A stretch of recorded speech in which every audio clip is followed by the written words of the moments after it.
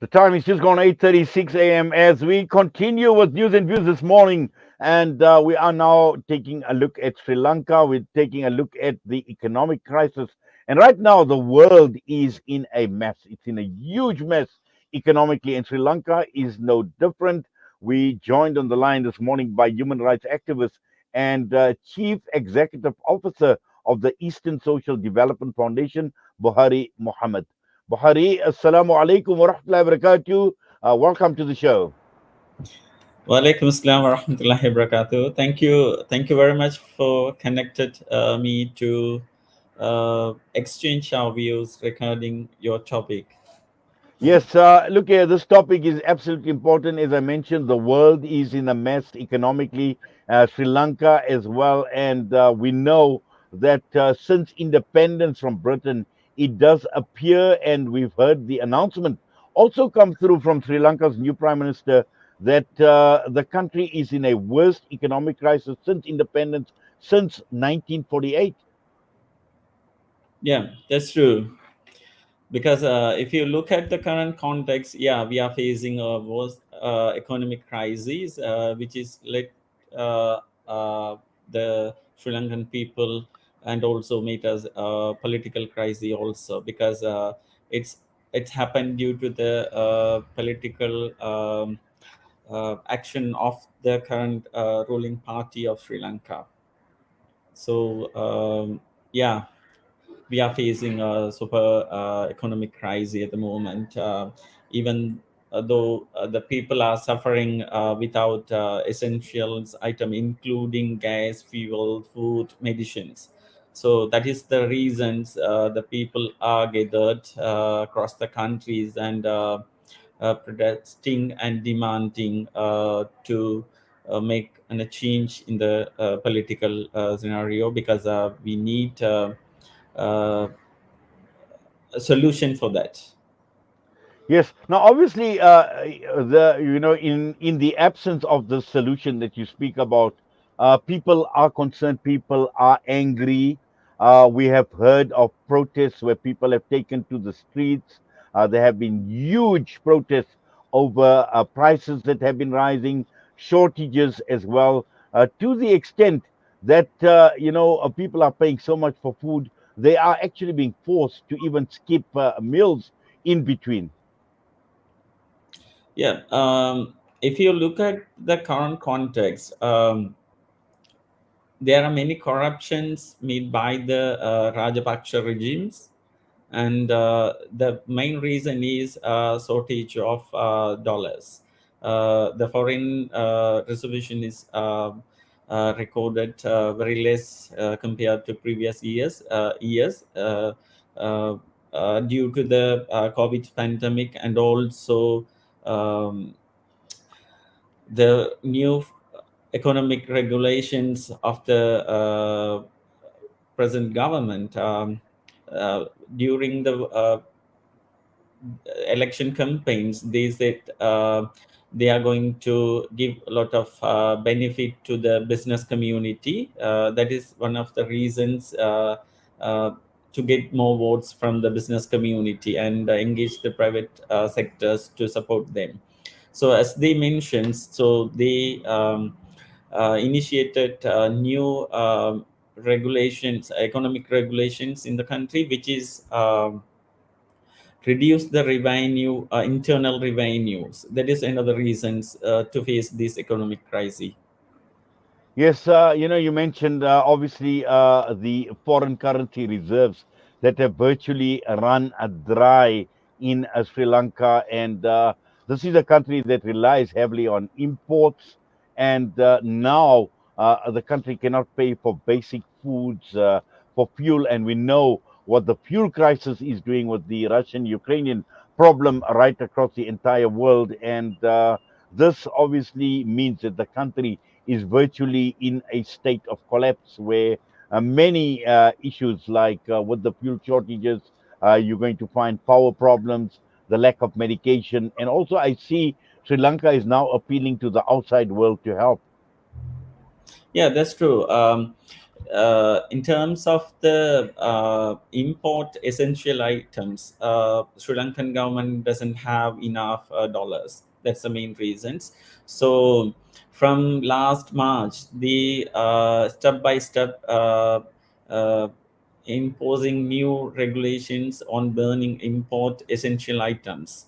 So and also they don't have the enough dollars to import, including gas and fuels. That is the huge issues, which is led to continuous power cut more than 15 hours per day. So if you like look at the current context, there are a lot of issues because every day the people are suffering. They don't have a gas, fuel, medicines. Even they can't do any businesses without electricity supply. So that is the reason people are on the streets and are fighting for solutions, because which is impacted the people, especially people who are living out of the city, are suffering without any further solution. And also the uh, government doesn't have any clear plan to respond to these issues. So that is another reason the government entirely depend on the international communities and asking for their support. Yes. Now, you mentioned the government doesn't have a plan, but also at the same time, we have heard of reports where the government is playing the blame game. We know that many governments are hiding behind the COVID-19 pandemic. They are blaming the pandemic for their economic problems. And we know Sri Lanka relies heavily on the tourist trades, and that has been one of the biggest foreign currency earners. And also at the same time, besides COVID-19 issues surrounding frightening people off, we know those attacks that took place in the churches in 2019, blaming it on terrorists. But at the end of the day, government needs to look within themselves. They need to see how they have contributed to the crisis, the economic mismanagement, the corruption that you speak about. And this is not only a Sri Lankan problem. I must tell you, Buhari, this is exactly the same problem we have here in South Africa as well. We've got massive corruption problem, and it's easy to put the blame on things like COVID-19 and lack of tourists. South Africa is also a very popular tourist destination, but when one looks at the nature and the level of economic mismanagement and corruption, it is horrific, and it is only poor people that are suffering right across the country. Yeah. At the same time, what's the huge issue is here, the Sri Lankan government selling our land and resources to the foreign companies and government, especially for the Chinese companies.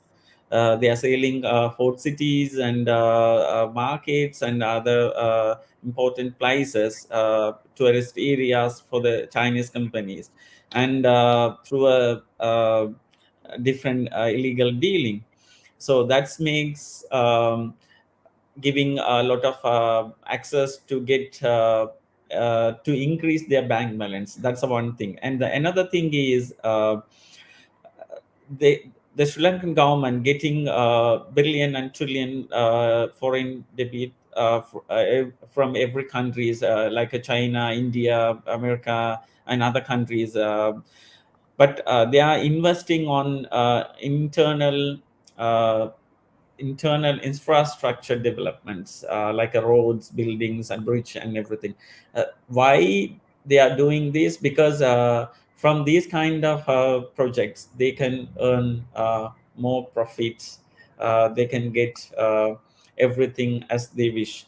So that is the reason. But they forget to address and response to the basic needs of the people. That is another reasons now that the people are suffering without proper assistance or the services from the government to sort out their issue, like basic needs and issues. Yes, in fact, Buhari, I think it's very, very interesting what you're saying when you're talking about infrastructure development, because when we look in the mirror and see what Sri Lanka is going through, is exactly what has happened in South Africa. We've had all this talk about infrastructure development. There has been, but when one sees how the powers that be, the government, the officials have benefited as a result of infrastructure development, how much went into their pockets. It's been a huge cost to the economy, it's been a huge cost to the people of the country. So I can identify with what Sri Lanka is experiencing, because this is exactly what has been taking place in South Africa. That is the reason why we are, just as Sri Lanka is, in an economic mess. We also have issues surrounding high prices. We also have issues surrounding power cuts. All of that put together, it tells us one thing, that you interesting. You mentioned the Chinese, and how these big foreign powers, the European nations, the Chinese, all of them have got an interest in countries like Sri Lanka, like they do have an interest in Africa. And at the end of the day, it's like you mentioned, buying out entire cities. One of these days, we're going to see people like the Chinese buy out an entire country. Yep. Yeah, that's true. That's the fear everyone has at the moment.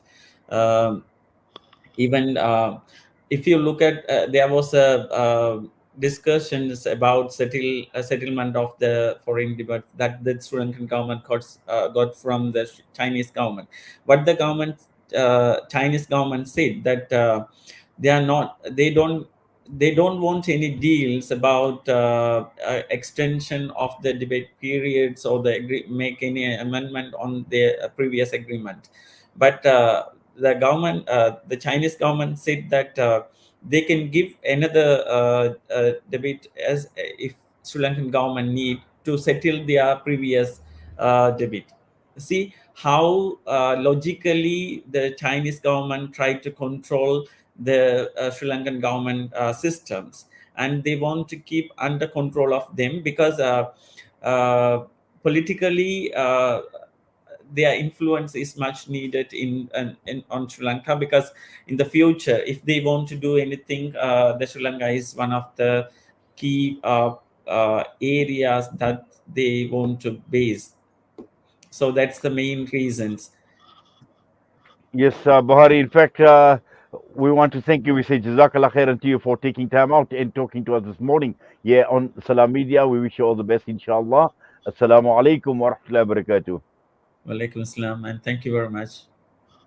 Human rights activist and chief executive officer of the Eastern Social Development Foundation in Sri Lanka, Buhary Mohamed, with us this morning. We're going to go for a break. We come back, and it's a time of the week where we bring you Etequini Secure, the weekly crime edition with Imtiaz Sayed. And this morning, with understanding disaster management and a combined plan of action, but also more looking at civil society. They need to step up to address these issues, and also encouraging youth to get involved.